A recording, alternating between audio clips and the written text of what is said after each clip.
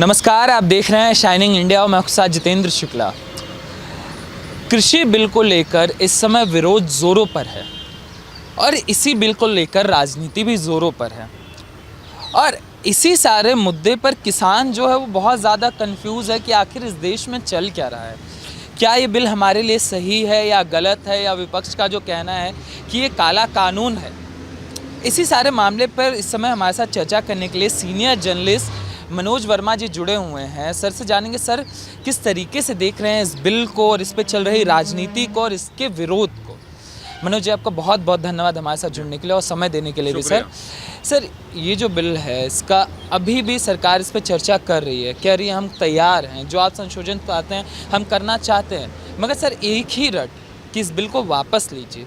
तो सवाल ये उठ रहा है सर कि इससे पहले जो बिल था वो ज़्यादा अच्छा था या यह जो बिल है जो कहा जा रहा है काला कानून है। देखिए, ऐसा है, जहाँ तक किसानों की मांगों का सवाल है, मैं इसको अलग अलग रूप में देख रहा हूँ। कुछ लोग इस आंदोलन में ऐसे हैं जो आंदोलन नहीं कर रहे हैं, उनकी मुझे मांग भी समझ में नहीं आ रही है, लेकिन उनकी एक जिद समझ में आ रही है, कानून वापस लो। देश ऐसे नहीं चला करते हैं, संसदीय प्रक्रिया में काम ऐसे नहीं होता है कि सरकार कानून वापस ले। सरकार अगर कानून लाई तो वो ये सोच के कानून लाई कि इस देश के किसान को इसका फ़ायदा होगा।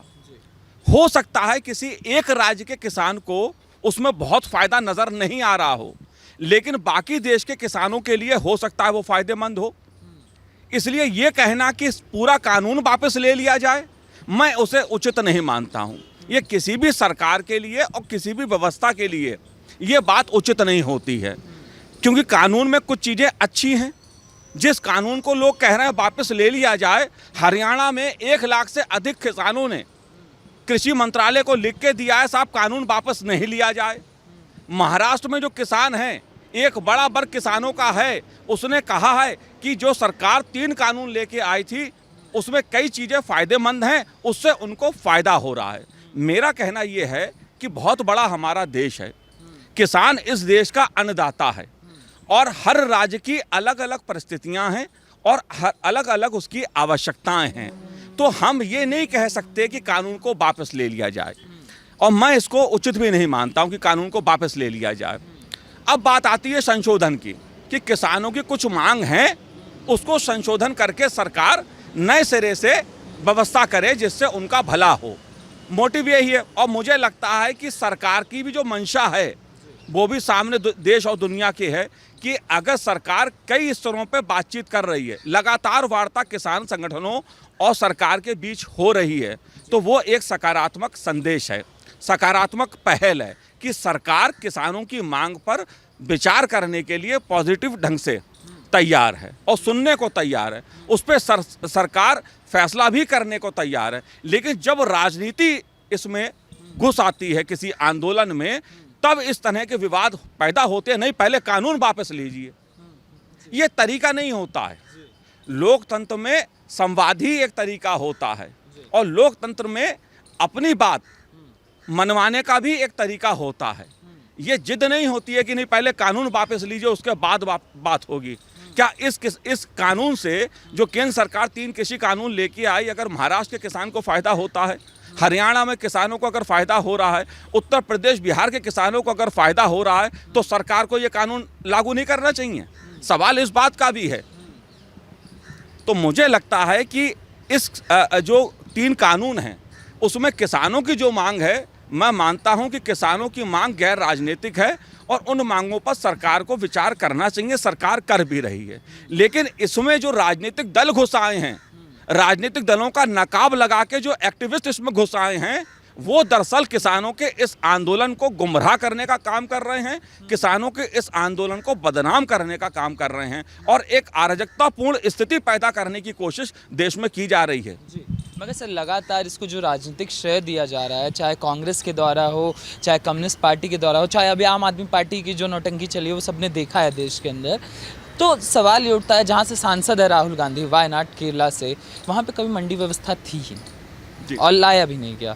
बिहार में तेजस्वी हैं जो विरोध कर रहे हैं, वहाँ पे भी नहीं है।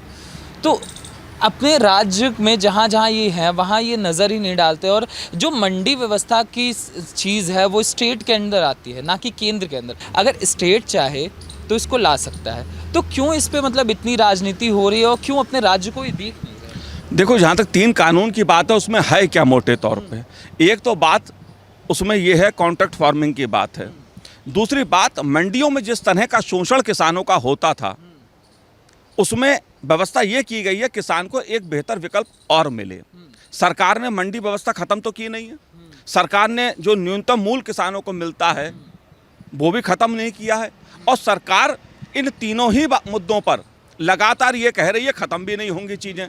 कॉन्ट्रैक्ट फार्मिंग का जो कानून है उसको भी एक लीगल रूप दिया गया है ताकि किसान के अधिकारों की भी रक्षा हो, और जो कॉन्ट्रैक्ट फार्मिंग हो उससे उत्पादन भी बढ़े, देश का भला भी हो। अब बात आती है राजनीति की। देखिए, मैंने जैसा पहले कहा, हर राज्य की जो कृषि व्यवस्था है, हमारी जो कृषि है वो राज्य का विषय है, और जब किसी राज्य का विषय है तो हर राज्य की परिस्थितियां और उसकी आवश्यकताओं के हिसाब से हर राज्य की अपनी अपनी कृषि नीति भी है। किसी राज्य में मंडी समिति को बहुत अधिकार है, किसी राज्य में मंडी समिति का दूसरा रूप उभर के सामने आता है। तो ऐसा नहीं हो सकता। अगर केंद्र सरकार एक कोई नीति बना रही है कृषि के, उसके लिए उस पर सवाल उठाना, मैं ये मानता हूँ लोकतंत्र में अपनी बात कहने का, विरोध करने का पूरा अधिकार है, लेकिन किसी चीज़ को अगर हम जिद के नज़रिए से करते हैं तो उससे नुकसान होता है, फ़ायदा होने की जगह। और आपने बात की राहुल गांधी जी की। अब राहुल गांधी जी पहले उत्तर प्रदेश में राजनीति करते थे, अब वो केरल की राजनीति करने लग गए। कांग्रेस पार्टी किसानों के मुद्दे बहुत उठाती है, उस पर बात भी बहुत करती है, लेकिन मैंने देखा किसान आंदोलन में राहुल जी मुझे किसी मोर्चे पर दिखाई नहीं दे रहे हैं, प्रियंका जी मुझे कहीं दिखाई नहीं दी। तो मुझे कांग्रेस की जो किसान राजनीति है वो तो कभी समझ में आई नहीं कि किसानों को लेकर। अच्छा, अब आप देश में देखिए कि राजनीति कहाँ हो रही है। राहुल गांधी जी की पार्टी कांग्रेस पार्टी, सोनिया जी की पार्टी कांग्रेस पार्टी, प्रियंका जी की पार्टी कांग्रेस पार्टी अपने चुनाव घोषणा पत्र में यही सब वादे करती है जो मोदी सरकार ने 3 कानून नए बनाए हैं। मोदी सरकार ने वही काम किया जो कपिल सिब्बल जी, कांग्रेस के बड़े नेता हैं, जो संसद में जब भाषण दे रहे थे यही सब बात कर रहे थे कि किसान को मंडियों में शोषण होता है, इसलिए उसको एक बेहतर विकल्प और बेहतर बाजार की आवश्यकता है। यही शरद पवार साहब एनसीपी के बड़े नेता हैं, राज्यों को, मुख्यमंत्रियों को उन्होंने चिट्ठी लिखी मंडियों को लेकर। जब केंद्र सरकार, मोदी सरकार जब कानून बना रही है तो उस पर सवाल क्यों, किसानों को गुमराह क्यों कर रहे हैं भैया आप?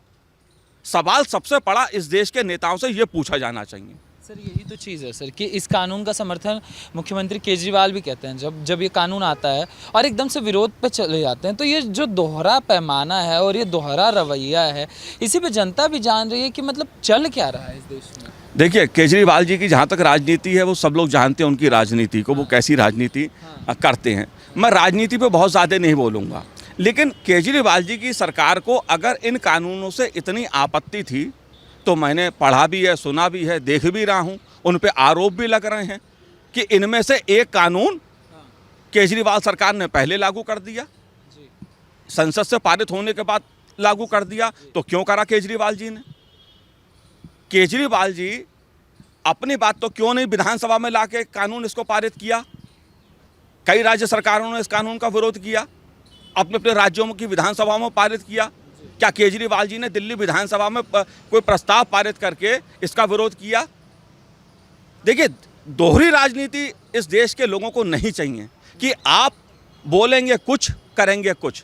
कथनी करनी में जो अंतर है नेताओं की, खास तौर से जो किसान आंदोलन में बढ़ चढ़कर विरोध कर रहे हैं कानून का, किसान को गुमराह करने का काम कर रहे हैं, उनकी कथनी करनी भी किसान भी जानता है, इस देश की जनता भी जानती है। कहा जा रहा है सर कि अगर इस कॉरपोरेट्स आ गए, इसके अंदर उद्योगपति आ गए तो किसानों को खा जाएंगे। एक तस्वीर बनाई जा रही है, ज़मीन हड़प ली जाएगी, किसान रह नहीं जाएगा, किसान से खेती हर मजदूर बन जाएगा, इस तरीके की बातें करी जा रही हैं। देखिए, एक तो बात सबसे पहली ये बात है कि इस देश की 70 साल में जो भी नीतियाँ बनी उसमें किसान का कितना भला हुआ ये आप भी जानते हैं, हम भी जानते हैं, पूरा देश जानता है। हमारा किसान खेत से लेकर मंडी तक जिस तरह दर दर की ठोकरें खाता है, उसके लिए जिम्मेदार कौन है? 70 साल में आपने जैसी व्यवस्था बनाई उसका आज परिणाम हमारे सामने है कि आज देश का किसान आर्थिक दृष्टि से कमज़ोर है। उसके पास वो साधन, वो सुविधाएं नहीं हैं कि वो देश को और अधिक पैदावार, अधिक उत्पादन दे सके। लेकिन इसके बावजूद देश में अगर रिकॉर्ड उत्पादन होता है तो इसका एकमात्र श्रेय इस देश के किसान की मेहनत को है। वो अपना पसीना बहाता है और उत्पादन करता है। लेकिन जहाँ तक जब राजनीति इसमें आती है कि हम सत्ता में रहेंगे तब हम कुछ करेंगे, विपक्ष में हम रहेंगे तब हम कुछ और बोलेंगे, नुकसान इससे अधिक हुआ है। तो सर क्या माना जाए कि हमेशा से देखा गया है कि जो मंडी व्यवस्था रही है उसमें बिचौलिए जो है हमेशा से विद्यमान रहे हैं। हमेशा से कमीशन प्रथा रही है जिसका विरोध हमेशा से चलता रहा है कि मंडी को कई बार कहा गया कि ख़त्म कर दिया जाए, क्योंकि इसमें कमीशन की व्यवस्था हमेशा से रही है कि अपना अपना सब परसेंटेज लेते हैं वहाँ पे। और जब अगर ओपन मार्केट दिया जाता है, क्योंकि किसान हर बार मंडी हर जैसा आपने बोला कि हर राज्य की व्यवस्थाएँ सेम नहीं है और हर राज्य में मंडी व्यवस्था हो ये भी सुनिश्चित नहीं है। तो अगर उन्हें ओपन मार्केट दिया जा रहा है, कोई गेहूं अगर उगाता है और उन्हें कहा जाता है कि आप डायरेक्ट अपने गेहूं को बेकरी को अगर बेच सकते हैं, तो आखिर इससे इतनी आपत्ति क्यों हो रही? देखिए, आपने बात की, आशंका की बात की। पहले आपने जो पूछा था मुझसे कि आप बड़े उद्योगपति आ जाएंगे, किसानों की ज़मीन पे कब्जा कर लेंगे। कॉन्ट्रैक्ट फार्मिंग का जो बिल है, संबंधित जो बिल है, उसमें व्यवस्थाएं की गई हैं। हाँ, उसमें कुछ कमी हो सकती है तो सरकार उस पर भी विचार करने को तैयार है। जब चर्चा होती है तभी बात उस पर बनती है ना। लेकिन हम सिर्फ आशंकाओं के आधार पर किसी चीज़ का विरोध करें, मुझे वो उचित नहीं लगता, क्योंकि इसमें खुले बाजार की बात है। सरकार मंडी ख़त्म नहीं कर रही है कि अगर कोई किसान अपने माल को मंडी में जाके किसी आड़तियों को बेचना चाहता है तो बेचे। लेकिन अगर वो किसान खुले बाजार में किसी को बेचना चाहता है तो उसको ये छूट है। मुझे एक चीज़ बताइए, इस देश का लगभग 85% जो किसान है, जो छोटा किसान है, छोटी जोत का जो किसान है, 3 एकड़ वाला, 4 एकड़ वाला, 2 एकड़ वाला, वो जब फसल लेके अपनी मंडी जाता है तो उसके साथ शोषण कैसा होता है, ये इस देश का जो छोटा किसान है और जो किसानों के नाम पर राजनीति कर रहे हैं वो सब अच्छे से जानते हैं कि जो छोटा किसान होता है वो ठगा जाता है मंडी में। उसे क्या वो मूल्य मिलता है? और वो उसके पास क्या इतने साधन हैं कि वो अपनी फसल को, अपने उत्पाद को ट्रक टाली में लाद के ले जाए और 3 दिन तक धक्के खाता रहे मंडी समितियों में कि उसका माल कोई खरीद ले?